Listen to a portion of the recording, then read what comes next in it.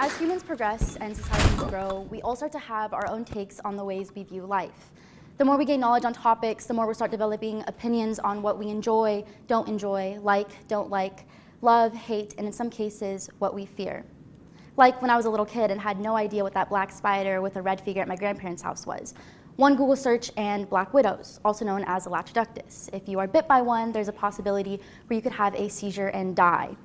Now, as a little kid, I didn't realize that this effect was rare, but I didn't care about that because I cared about the fact that if I got bit by one, I could die. Well, with that being said, I realized that as I got older, that's not how it is for most California spiders, so I slowly stopped being afraid. Most fears we get come from traumatic incidences. People who are afraid of driving most likely had a bad accident in a car, but there are some fears that come from us just being human, like my arachnophobia. I never had a scary experience with spiders, I just didn't like the way they looked or the unknown amount of things that they could cause. So, as I grew up, I realized that I really enjoyed acting.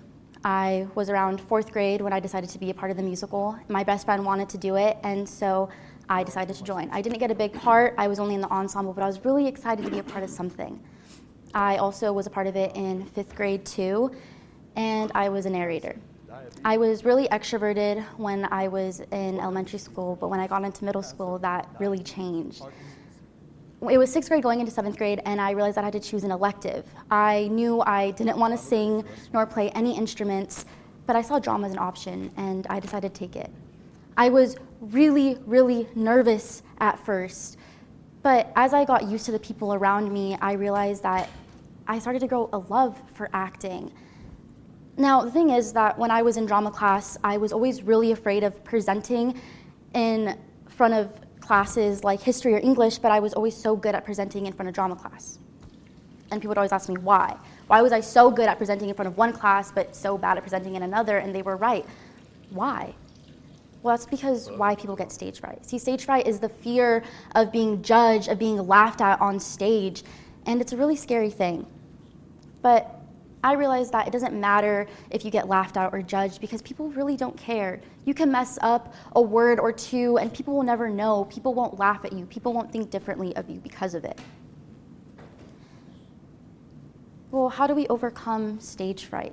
How does that help people? A lot of people say, well, just imagine the audience naked, because the audience being naked shows that the audience is just as vulnerable as you, the person on stage. But the problem with that is that who wants to see a bunch of old people naked?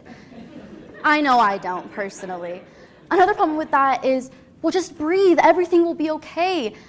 Another problem with that is that the person on stage is already breathing, and now they have to focus on how to breathe, what to say, where to go, and the list just goes on. Okay, well then, what are some actual good ways on how to help with stage fright?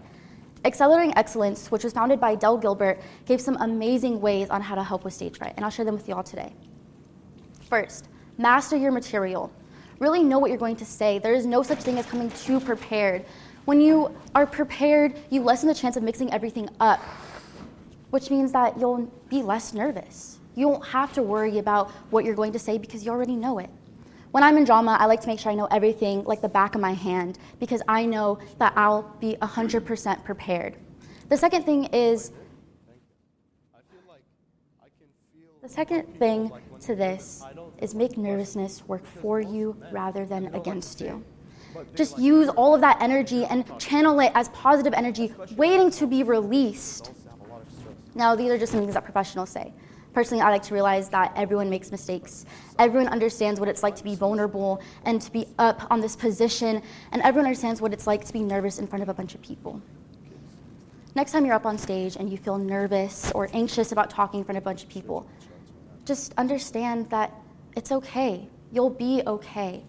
And if you go through all these steps and realize that you're still experiencing some type of nervousness, you could search up your own ways because there's always different ways on how to help you.